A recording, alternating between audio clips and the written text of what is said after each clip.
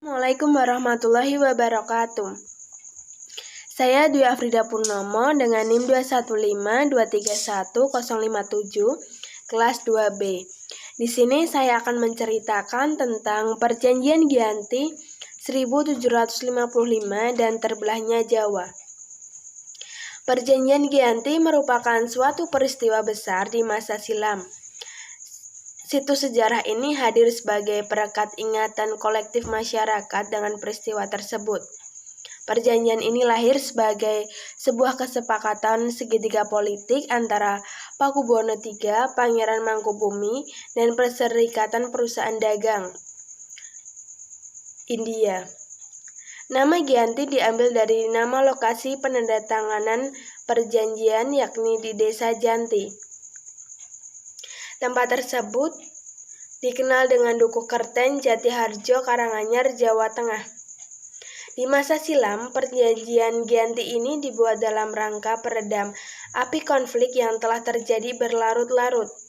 Ketika itu Mangkubumi yang membantu Pakubuwono II dalam meredamkan api konflik mendapatkan hadiah berupa sebidang tanah dari Pakubuwono II. Namun luas tanah yang diberikan menimbulkan kecemburuan. Salah satu pangeran lalu mengeluhkan ketidakadilan terkait hadiah tersebut kepada Gubernur Jenderal Baron van Imhoff. Sang gubernur di Batavia tersebut lantas mengeluarkan keputusan yang membuat tanah tersebut tidak jadi dimiliki oleh Mangkubumi. Perlawanan ini mendorong VOC Jawa Utara, Nicole Harting, mengambil sikap untuk menyelamatkan daerah operasionalnya. Secara tertutup, Harting melakukan perundingan dengan Pangeran Mangkubumi. Setelah berkali-kali melakukan perundingan, Harting bersepakat dengan keinginan Pangeran Mangkubumi yang juga hendak menjadi penguasa di tanah Jawa. Pada 23 September 1575, nota kesepahaman antara VOC dan Mangkubumi terlaksana, dan nota tersebut disampaikan kepada Pakubuwono III, sang pengganti Pakubuwono II.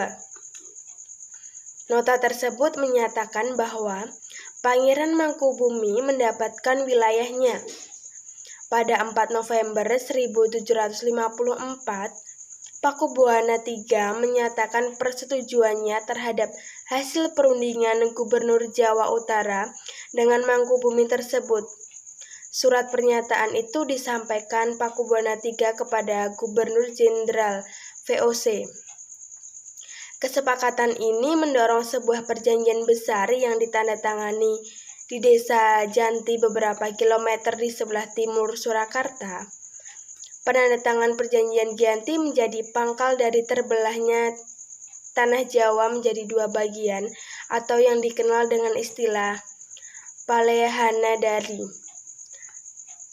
Hal ini menjadi awal mula naik tahtanya Mangkubumi di Yogyakarta sebagai Sri Sultan Hamengkubuwono I dengan gelar Senopati Inalogo Saitin Panotogomo Halikatullah sejak ditandatangani perjanjian tersebut pada 13 Februari 1755. Akan tetapi, keterbelahan masyarakat Jawa tersebut tidak terjadi seketika pasca perjanjian Giyanti. Proses pembagian wilayah dan juga aspek-aspek lain seperti bahasa mengalami proses panjang seiring berjalannya waktu. Perjanjian Giyanti yang tidak merinci pembagian wilayahnya pada gilirannya menimbulkan rentetan-rentetan peristiwa. Sementara itu, pasca perjanjian Giyanti, Raden Mas Said atau Pangeran Sambernyawa yang dulu membantu Mangkubumi masih terus melakukan pemberantasan seperti halnya Mangkubumi. Pangeran Sambernyawa yang merupakan terah Pakubuwono turut menuntut hak sebagai penguasa wilayah dalam gerakannya pada Oktober 1755. Pangeran Sambernyawa berhasil mengalahkan satu kelompok pasukan VOC. Kemudian pada Februari 1756, ia juga hampir membakar keraton yang baru didirikan di Yogyakarta. Setelah perang bertahun-tahun, VOC akhirnya menyudahi dengan penandatanganan Perjanjian Salatiga pada 1757. Perjanjian ini membuat tanah Jawa kembali berbagi. Pada perjanjian ini disepakati bahwa Pangeran Sambernyawa mendapat sebagian hasil dari Kasunanan Surakarta dengan wilayah kekuasaan yang dikenal sebagai Kadipaten Mangkunegaran. Pangeran Sambernyawa pun berjatah tahta dengan gelar Kanjeng Gusti Pangeran Adipati Arya Mangkunegara Wilono Jaya Miseso Senopati Inalogo Satrio Rogo Mataram Inagadi Surakarta Adiningrat. Keterbelahan Jawa ini kemudian hari belum berhenti pada 1813 di masa Gubernur Jenderal Thomas Ranfles dari Kerajaan Inggris. Dan Kesultanan Yogyakarta juga terbelah dengan lahirnya Pakualaman. Dengan demikian, Tanah Jawa memiliki 4 wilayah pemerintahan, masing-masing tumbuh dengan perbedaan model dan orientasi politik. Hal ini pun mengantarkan Jawa pada rupa yang beragam. Dinamika politik yang digerakkan oleh angin revolusi pada masa pertengahan 1940-an membuat masing-masing mengalami nasib yang berbeda.